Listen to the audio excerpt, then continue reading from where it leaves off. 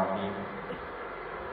قال الله تبارك وتعالى في القرآن المجيد والحميد: يا أيها الذين آمنوا كتب عليكم الصيام كما كتب على الذين من قبلكم لعلكم تتقون. وعن أبي هريرة رضي الله تعالى عنه قال قال رسول الله صلى الله عليه وسلم: من صام رمضان إيمانا واحتسابا غفر له ما تقدم من ذنبه. ومن قام رمضان إيمانا واحتسابا غفر له ما تقدم من ذنبه. ومن قام ليلة القدر إيمانا واحتسابا غفر له ما تقدم من ذنبه. صدق الله العظيم وصدق رسوله النبي الكريم ونحن على ذلك من الشاهدين والحامدين. اللہ رب العزت کا بڑا احسان ہے ہم پر کہ جس نے ہمیں رجب کا مہینہ بھی دیا، شعبان المعظم چل رہا ہے، اور اللہ پاک سے دعا ہے کہ ہمیں ماہ رمضان بھی توفیق دے، ہمیں نصیب فرمائے، اور اس میں تمام تر عبادات جو ہیں وہ ہمیں نصیب فرمائے۔ ابھی آپ حضرات کو معلوم ہے 15 شعبان گزر گئی، دن رفتہ رفتہ رمضان کی طرف جا رہا ہے، اور رمضان کی تیاری ضروری ہے۔ اللہ کے نبی فرماتے تھے اور دعا کیا کرتے تھے، تیاریوں میں سے ایک تیاری یہ ہے کہ انسان اپنے لیے دعا کرے۔ دعا یہ ہے، اللہ کے نبی فرماتے تھے: اللہم بارک لنا فیہ رجب و شعبان وبلغنا الی رمضان۔ یعنی اللہ پاک سے دعا کرتے تھے کہ یا اللہ ہمارے جو ہے رجب اور شعبان میں برکت دے اور ہمیں رمضان تک پہنچا دے۔ اب رمضان میں پہنچ جائے انسان، اس سے پہلے رمضان کی تیاریاں ضروری ہیں۔ تیاری میں ضروری کیا ہے؟ انسان دیکھے کہ ہم کیا اعمال کر رہے ہیں اس وقت۔ ہمارا کاروبار کی طرف ذہن تو نہیں جا رہا۔ آج لوگ کیا کہتے ہیں، سیزن آنے والا ہے تو سیزن سے پہلے سیزن کی تیاری کرتے ہیں۔ اب ایسے ہے کہ جب سیزن کی تیاری نہیں ہوگی تو سیزن خراب ہو جائے گا۔ اب سیزن جب خراب ہو جائے گا تو پھر کیا ہوگا؟ آپ کی پاکٹ منی یا جو بھی آپ چیز کھیلیں وہ خراب ہو جاتی ہے، انسان کا گھر باہر سب خراب ہو جاتا ہے۔ جیسے آج کل ہم اپنے آپ کو ہی دیکھ لیں، اور بھی کوئی بات جو ہیں ہمارے جو اعمال ہیں اس کو ہم دیکھیں، اپنی زندگی پر غور و فکر کریں کہ ہم جو ہے کیا کر رہے ہیں۔ اگر ہم زندگی میں دنیا میں زیادہ مصروف ہیں تو ہمیں مصروفیت ختم کر دینی چاہیے، ہمیں نماز کی پابندی کرنی چاہیے۔ آج کل تو 11 مہینوں میں یہ ہوتا ہے، اگر نماز قضا ہو جاتی ہے، رہ جاتی ہے تو ہم کہتے ہیں چلو بعد میں قضا کر لیں گے۔ اب شعبان میں یہ نہیں کرنا ہے، شعبان میں یہ کرنا ہے کہ رمضان کی تیاری میں سے سب سے اول جماعت میں شامل ہونا ہے، جماعت میں صف اول میں شامل ہونا ہے، اور صف اول میں تکبیر الاولیٰ کے ساتھ نماز پڑھنی، فوت نہ ہو۔ اگر یہ اعمال ہم کریں گے تو ہمارا رمضان اچھا گزرے گا۔ نہ کہ یہ ابھی سے ہم کاروبار کی نیت کر لیں، بس رمضان جو ہمارا سیزن والا ہے، اس میں ہم نے شاپنگ کرنی ہے، یہ کرنا ہے، وہ کرنا ہے، ہمارا رمضان خراب ہو جائے گا۔ یہ عبادت والا مہینہ ہے، اگر ہم عبادت والے مہینے میں بھی عبادت نہیں کریں گے تو پھر کب کریں گے؟ یعنی ایک کے جب 27 نیکیاں مل رہی ہیں، جب بھی ہم عبادت نہیں کریں تو پھر کب کریں گے؟ اس لیے ضروری ہے کہ انسان شعبان سے ہی رمضان کی تیاری کرے۔ پتہ نہیں بعد میں ہمیں موقع ملے اس پر بات کرنے کا، یا آگے جا کر موقع ملے نہیں ملے، ابھی سے ہم تیاری شروع کر دیں۔ ہم یہی بات لے کر آئے ہیں آج کہ ہم نے تیاری شروع کر دی ہے رمضان کی، اور رمضان کی تیاریوں میں انسان کیا کہتا ہے کہ میں کیا کیا کروں۔ اول تو ہمیں ایک چارٹ پیپر بنا لینا چاہیے، وہ اس طرح کہ ہمیں دیکھنا چاہیے کہ ہم اگر کاروبار کو وقت دے رہے ہیں، اگر یہ رمضان میں ہمارا ایک کاروبار کا وقت ہوگا تو ہم آیا اس میں عبادت کر سکیں گے کہ نہیں کر سکیں۔ اس میں ہم تسبیح، نماز، روزے کی طرف خیال کرنا، نفلی عبادات، رات کو جاگنا، تہجد، یہ سب کر سکتے ہیں کہ نہیں کر سکتے؟ اگر نہیں کر سکتے تو ہم اپنے کام کو سمیٹنے کی کوشش کریں، 12 گھنٹے کی جگہ 8 گھنٹے کام کریں۔ ایک مہینے ہی تو کرنا ہوگا، اگر ایک مہینے میں بھی ہم یہ نہیں کر پائیں تو پھر کبھی بھی نہیں کر پائیں گے۔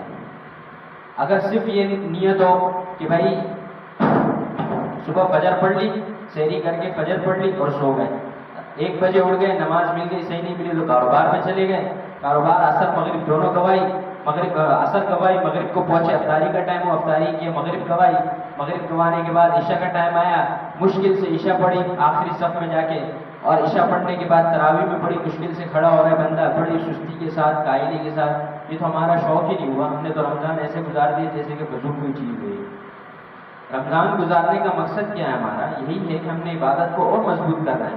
عام عبادات کے دنوں میں اور دنوں میں بھی عبادت کرنی ہے، لیکن اس دن میں ہم نے ایسی عبادت کرنی ہے کہ ایسی تکڑی عبادت ہو کہ ہمارے کو محسوس ہو کہ ہم عبادت مغفرت کرانی ہے اللہ تعالیٰ سے. ہم نے دعائیں مانگی، ہم نے ساری دعائیں قبول کروانی ہے اسی مہینے میں. یہ آپ کو خالی چیک دے دی گیا ہے اس مہینے میں.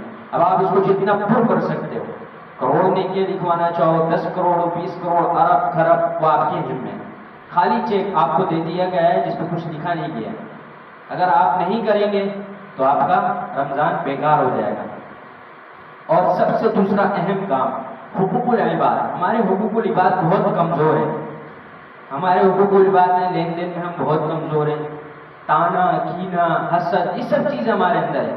اسی کے ساتھ رمضان میں داخل ہوں گے تو آپ سوچیں ہمارا رمضان کتنا اچھا گزرے گا، کتنا بیکار ہو جائے گا ہمارا رمضان. ہم لوگوں کی تانا کشی کر رہے ہیں، حسد کر رہے ہیں، اور یہ سب چیزیں کر رہے ہیں، اور رمضان میں داخل ہو رہے ہیں. تو رمضان ہے اسی لیے کہ ہم لوگ صلہ رحمی کریں، لوگوں کا دکھ درد یہ سب چیزیں بانٹتے ہوئے چلے ہم لوگ. اگر ہم نہیں بانٹتے تو پھر کیا ہوگا؟ پھر سب خراب ہو جائے گا، رمضان کا مزہ ہی نہیں رہے گا. تو میں نے آیات پڑھی کہ اللہ نے تم پر روزے فرض کیے گئے اس طرح جیسے کہ پہلی امتوں پر فرض کیے گئے. اب پہلی امتوں میں کس طرح روزے فرض کیے گئے تھے؟ تو ان کا تو بھوک کا بھی روزہ ہوتا تھا، بولنے کا بھی روزہ ہوتا تھا، ہر چیز کا روزہ ہوا کرتا تھا. اللہ کے نبی کی طرف سے ایسے روزہ ہم پر ہے کہ ہم صبح سے بھوکا رہیں، پیاسا رہیں، اور صرف کس کے لیے رہیں؟ بھوک پیاس کس کے لیے برداشت کریں؟ اللہ کے لیے. اگر ہم یہ بھوک پیاس برداشت کر رہے ہیں اور نیت کچھ اور ہو تو یہ روزہ نہیں ہوگا، یہ خالی بھوک پیاس رہ جائے گی ہماری. اس لیے ہمارے کو چاہیے کہ ہم صرف بھوک پیاس نہیں کاٹیں. اور آج کل تو لوگ بھوک پیاس بھی نہیں کاٹتے. آج کل لوگ اتنے بے حس ہو گئے رمضانوں میں، خاص کر وہ مسلمان جس کو صرف دین کا علم نہیں ہے، نام سے وہ مسلمان ہے، اس کے باپ نے اس کے دونوں کانوں پہ ایک میں اذان دوسرے میں اقامت کہہ دی تھی، مولوی صاحب نے کہہ دی تھی، نکاح اس کا ہوا ہے، اس کے بال بچے ہیں، نام کا وہ مسلمان ہے، صرف جمعے کی نماز وہ پڑھنے جاتا ہے، روزہ وہ نہیں رکھ سکتا. ایسے نہیں ہے کہ طاقت نہیں ہے اس کی، پوری طاقت ہے اس کے روزے رکھنے میں، لیکن روزہ نہیں رکھ سکتا. میں ایک مولوی صاحب کے پاس گیا تھا. میں نے ان سے کہا کہ حضرت ہم مزدور طبقے کو دیکھتے ہیں، بیچارے بہت سخت مزدوری کرتے ہیں، اور اس طرح روزہ اگر ان کو نہیں رکھ پائے تو کیا کرے؟ تو انہوں نے کہا دیکھیں ایک تو مجبوری ہوتی ہے، اس کا الگ مسئلہ ہے. ایک انسان جو ہے اس کو پتہ ہے رمضان آنے والا ہے، میں ان دنوں میں 50 روپے کی روٹی کھاتا ہوں، وہ پچھلے 11 مہینوں میں ایسی محنت کرے کہ اگر وہ ایک مہینہ نہ بھی کمائے نا تو وہ کھا کے آرام سے رمضان گزار سکے. مزدور آدمی بھی یہ کرے. تو ہمارے پاس تو الحمدللہ پیسہ ہی پیسہ ہے، پھر بھی پریشان ہے. یہ لوگ کہہ رہے ہیں ملک پاکستان ڈیفالٹ ہو رہا ہے، قرضے چڑھ رہے ہیں. میں تو نہیں لگ رہا میرے کو. الحمدللہ پاکستان اور کراچی میں اللہ پاک نے بہت اللہ پاک کی نعمتیں ہیں.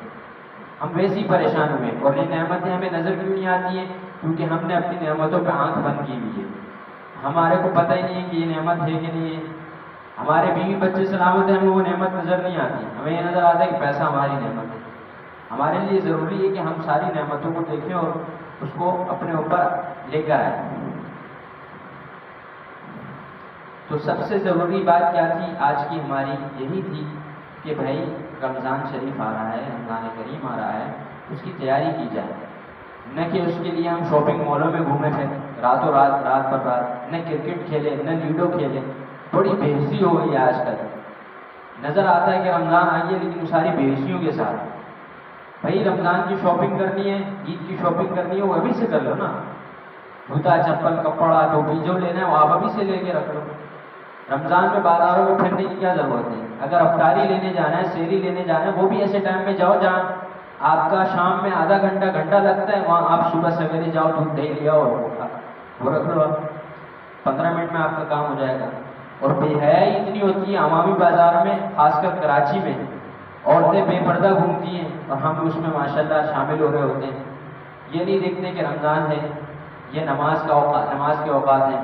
وہاں امام صاحب تراویح میں کھڑے ہوئے ہیں، یہاں 5 بندے 6 بندے میں کرکٹ کھیل رہے ہوتے ہیں، لوڈو کھیل رہے ہوتے ہیں. خوب عبادت کرتے ہیں وہ لوگ. ایسی عبادت سے کیا فائدہ اللہ سے؟ اور عذابات آتے بھی ایسے ہی ہے نا. اگر ہم کم سے کم اچھائی کے کام نہیں کر سکتے، نیکی کے کام نہیں کر سکتے، گناہ تو نہیں کرے، گناہ سے تو رک جائے انسان کہ بھائی یہ گناہ کے کام ہے ہمارے، اس سے رک جانا چاہیے. تو بات پھر وہی ہے، رمضان کی کچھ لمحات باقی ہیں اور یہ پلک جھپکتے گزر جائیں گے. ایسے گزریں گے پتہ بھی نہیں چلے گا کل ہمارا پہلا روزہ ہوگا پھر آخری روزہ ہوگا. لیکن اگر ہم رمضان کی حلاوت چاہتے ہیں تو اس کی حلاوت صرف عبادت میں ہے. قرآن مجید ہمارے 24 گھنٹے تکیے کے پاس پڑا ہو. اگر ہم نے پڑھے آرام کرنا ہو تو سر اس پہ ہی لگا لیں تکیے میں. تسبیح ہمارے ہاتھ پہ ہو، فرض ہمارا نہیں چھوٹے. ایسے نہیں ہو کہ اذان ہو رہی ہے اب ہم واش روم جا رہے ہیں، اذان سے 5-10 منٹ پہلے واش روم وضو بنا کے سیدھا اپنے مسجد جانا ہے. پہلے سب کا نمازی بننا ہے. اور یہ بھی نہیں ہے کہ آپ پورے مہینے ایسے کرو اور عید کے والے دن اگلے دن آپ پھر بالکل بستر تکیہ لپیٹ کے چھوڑ دیں. رمضان میں ساری محنت کرنا، یہ عبادت کرنا، یہ اس لیے ضروری ہے تاکہ ہماری آنے والی زندگی میں بھی یہ سارے اعمال آ سکیں.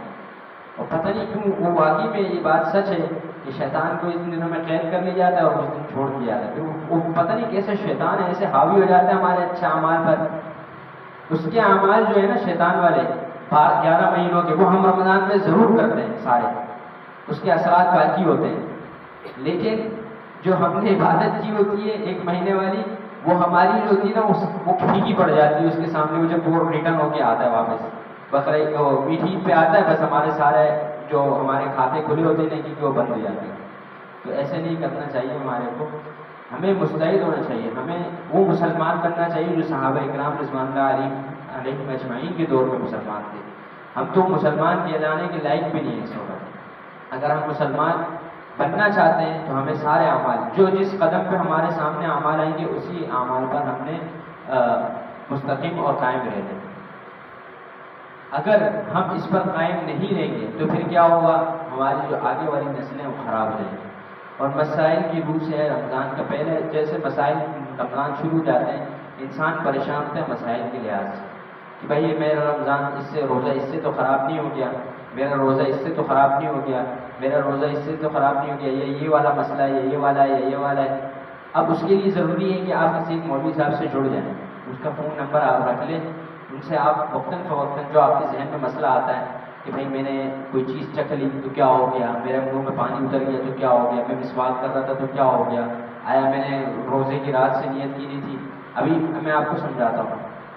آج ایک مسئلہ ہم پڑھ لیتے ہیں. مسئلہ یہ ہے کہ دیکھیں اگر انسان رمضان کے روزے کی نیت کر لے کہ بھائی میں تمام کے تمام روزے رکھوں گا انشاءاللہ، تو یہ تمام کے تمام روزے اب جیسے جیسے وہ رکھتے جائے گا تو وہ اب اگر دن میں وہ بھول بھی گیا، مثال کی سحری کے وقت وہ بھول گیا، پھر اس کو یاد آیا 12 بجے یار دوپہر میں نے تو آج سحری میں دعائی نہیں پڑھی تھی تو ابھی میرا تو روزہ ہی نہیں ہوا. یہ غلط فہمی. اب آپ کا روزہ ہے کیونکہ ہم نے شروع سے کیا نیت کی ہوئی ہے؟ پورے رمضان کے روزے رکھنے. یہ ہمارے دل کا ارادہ ہو گیا، بس ہم نے روزے رکھنے.